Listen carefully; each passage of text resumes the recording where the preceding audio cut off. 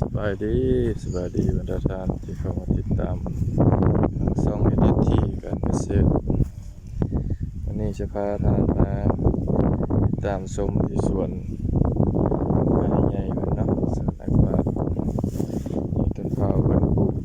บ่ฮอดปีใหญ่ที่ลึกแล้วโอ้โหเพิ่นดูแลแนวใดถึงสวยงามหรือว่าใหญ่ไว้เจริญเติบโตไว้ขนาดนี้มีปลูกอ้อยแน่ปลูกข้าวแน่ข้าวน้ำหอมใหญ่ไว้หลายอันนี้อ้อยขาวโอ้โหว่าพันอย่างนั้นเดี๋ยวมีจะท่าพบเจ้าของเพิ่นแล้วจะได้สัมภาษณ์เพิ่นหน่อยหนึงนะเกี่ยวกับประสบการณ์มาเฮ็ดสวนผสมผสานเนาะแล้วก็ปลูกหญ้าหวานนั่นนะส่วนฝานั้นหญ้าหวานนี่ต้นนี้พิเศษต้นนี้นะน่าจะเป็นมะพร้าวไฟลาดหรือมะพร้าวไฟหอมเนาะใหญ่อยู่พิลึกเนี่ยผิดปกติใหญ่กว่าหมู่เลยต้นนี้นะปลูกพร้อมกันเนาะมาสุดแล้วนี่ยังน้อยๆอยู่นี่มาบ่ฮอดปีนี่ใหญ่ซ้ำต้นได้อายุใส่ปีหนึงเลยนี่เนาะที่จริงบ่ฮอดปีเนาะมาตอนนั้นก็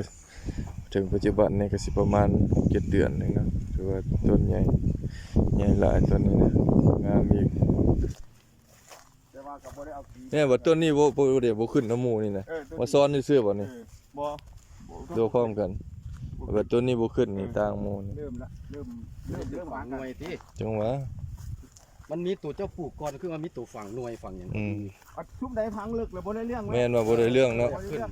ต้องได้ฮู้สูตรนี่เห็นบ่เริ่มขึ้นโคนแล้วนี่โอเคนี่นะ งามอย่างจะมันตีอย่างที่ละงาม แม่นละ ตัวคอยสังเกตตัวคอยปลูกปลูกไม้หั่นตัวได้ตั้งโคโลนี่แม่น ต้นเปาะใช่สิเครียดอันนี้ก็บ่ขึ้นต้นนี้ต้องได้ดูแลพิเศษตัวนี้ แต่ยอดมันเริ่มเขียวได้เริ่มขึ้นมายอดใหม่เริ่มขึ้นมาแล้วนี่ เริ่มเขียวงามแล้วได้แล้วนี่คันเห็นยอดใหม่ยอดเขียวนี่ได้ผลอันนี้ก็ขึ้นโคนแล้วนี่โอเคแล้วนี่ อันนี้คือราคานี่ถูกภาย12ว่าง่ายๆว่าซ้ำปีหนึงเด้นี่ต้นพร้าวต้นนี้มันบ่ฮอดปีเด้แต่ค่อยมานี่เนี่ยมันหาว่า6-7 เดือนนี่เนี่ย เริ่มเดือน6เด้ซ้ำปีหนึงแล้วพร้าวเรานี่น่ะใหญ่ซ้ำปีหนึงเด้นี่ต้นพร้าวอายุปีหนึงซ้ำนี่แหละก็บางต้นก็บ่ขึ้นนี่สิ ค่านี่น่ะซื้อเอาเสียเจ้ามาซื้อน้ำบักนั่นอันนี้นี่อันนี้ก็ถือว่างามแล้วต้นนี้นะซ้ำอายุปีหนึงแล้วนี่ต้นพร้าวเรานี่อันนี้ก็อยู่คือกันเนาะอันนี้ก็อยู่นี่ไอ้หาที่โอ้อันนี้บ่ได้ละนี่ยันได้เปลี่ยนแล้วนี่นะบ่ได้ละตัวนี้มีโอกาสตายแม่นละมีโอกาสนี่ขึ้นได้ก็คลอดบ่งามบ่ขึ้นแล้วบ่ไปเลยซ้ำนี้ก็โอเคแล้วซ้ำนี้นะได้เบิดซ้ำพวกนี้นะ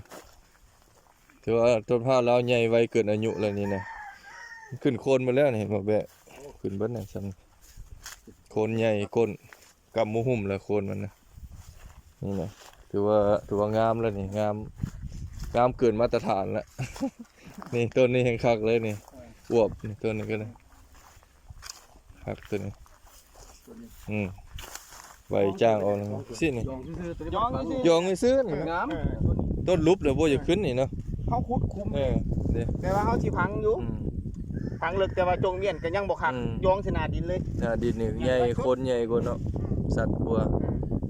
แม่นอยู่สวนค่อยก็สังเกตแล้วได้บ่ขุดลงลึกนะแน่นแล้วล่ะหัวใหญ่เท่าตัวได้ยองแม่นเด้สูตรนี้ถูกเด้ยองซื่อบ่ลอกแบบธรรมชาติธรรมชาติมันก็หล่นลงมาซื่อๆบ่ได้ขุดกลุ่มฝังมันก็ยังไปบ่ไกลแม่นบ่จำเป็นไปฟังเลยแทนที่เฮาสิขุดลงลึกๆแล้วเฮาเอาค้างเครื่องไว้ก็อย่ามันลงลึกก็ยังบ่งามแม่นเด้ตั้งอันข่อยแม่นของข่อยส่วนหลายมันเลิกเบิดก็สิว่านั้นใหญ่หั่นเอาขึ้นเบิดเลยฟังว่าเอาลงเลิกแล้วข่อยสิโบงฝุ่นหยังใส่มันน่ะแฮงบ่ขึ้นดินเจ็บลงเลยแฮงแล้วมีแต่เห็นจังซี่เอาคุณลงแล้วยอมไว้เที่ยงเลยหลับข้าวยองเดี๋ยวมันแล้วรถเป็น100ต้นเลยแต่ว่าคันปลูกในอนาคตสิยองซื่อเพียนมันโพดอยากให้มันได้เป็นลงตรงน้ำหั่นนะเป้าหมายเฮานะบ่ผิดสูตรบ่ขึ้นคือกันน้องค่อยบ่ขึ้นวันนี้ช่วงนี้ข่อยยองเบิดนี่วันนี้ค่อยบางดุฝนแล้วนี่ค่อยเจอปัญหาอันคือว่า2คู คูน้ำท่วมกับคูน้ำบ่ท่วมนะเจริญเติบโตต่างกันหลาย ใหญ่มันท่วมเด็ดขาดต้นข้าวนี่นะโบขึ้น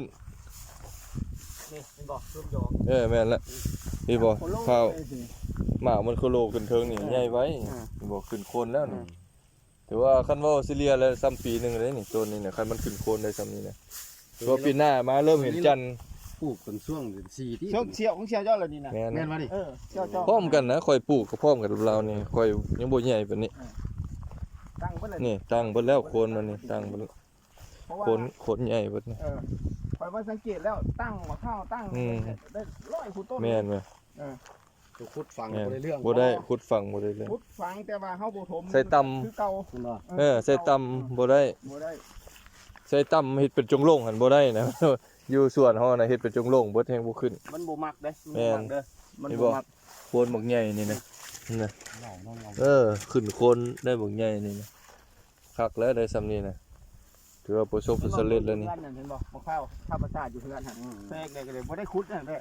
ตู้ที่กล้าบอกเอาไปตั้งไว้โลดหาไว้พุ่นดิ นี่เห็นบ่โคนใหญ่เบิดแบะขึ้นโคนหมดแล้วของเรานี่นะของเฮายังบ่ได้ขึ้นไหนของเฮานี่ แต่ว่ามะข้าวอดีตเจ้าของเขาก็เบิ่งคือสิบ่โดน เอ๊ะ เพราะว่าเขาเบิ่งเงามันนี่ เหล่ามันขึ้นแล้วเนาะ นี่นี่ แต่มันขึ้นเหล่าแล้ว ตัวนี้ยังตั้งคักอยู่เนี่ย แม่นละคนมากบักใหญ่นี่ถ้ามันดกกว่านั้นน่ะมากใหญ่เช่นนี้โอ้คักอายรักษาพันธุ์ไว้เด้อ ตุกเบิ่งเว้ยหน่วยหมวกกันน็อก คันว่าระดับ10ปลาย20หน่วยแล้วเทียว่ามันโอเคแล้ว อ๋อเราเอาลงมา เอ ตอน อ สุดท้ายรูปตัวซุ่มไก่ใหญ่แซงหนึง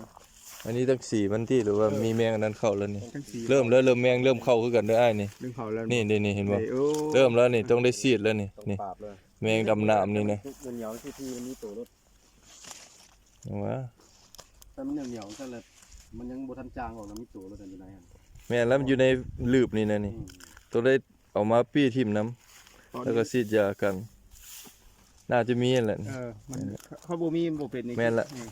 เริ่มเป็นแล้วนี่ต้อง ยอดมันสิแตกเห็นบ่ที่สิตะกี้ว่างามมัน แม่น ท่วมเลยน่ะ แม่นแล้ว ทางยอดใหม่ดินี่ ทันใหม่แล้ว เห็นบ่ยอดไม้มานี่รอดแล้วนี่คือจังซี่นี่เสืออุดมสมบูรณ์แล้วมันยอดยาวกายแล้วนี่กายตัวเก่านี่จะว่ารอด มันสิตาย โอ้ สองต้นนี่ ตัวนี้ยังบ่อยากรอดปานใดนี่ยอดมันอยากสั้นนี่เห็นบ่ยังบ่วิดนั่นเถื่อนยังบ่วิดเครียดอันตรายเถื่อ นี่มัน สังเกตเบิ่งยอดตัวนี้คันยาวจังซี่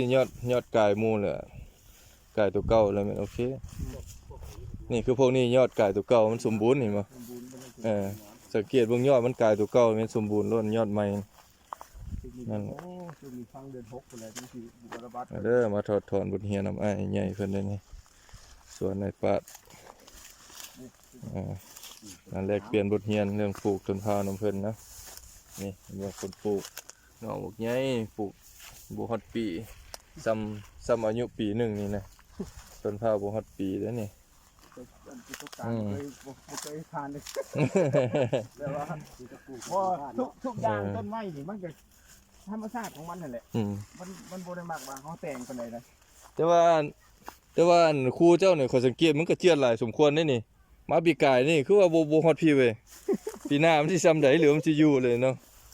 อยู่แล้ว ว่าอยู่แม่นบ่ น้ำขึ้นมากับผู้ที่จะ เออโอ้ยซ้ำนี่โอเคแล้วได้ผลนี่ คนมีฟัง ถือว่าคันมันได้รักษาได้ซ้ำนี่ตลอดไปนะประมาณ2ปีปลายค่อยเห็นเจ้าเห็นจันทร์แล้วนี่เห็นดอกมันออกมาแล้วนี่พวกนี้นะ เงานี่ก็ แม่น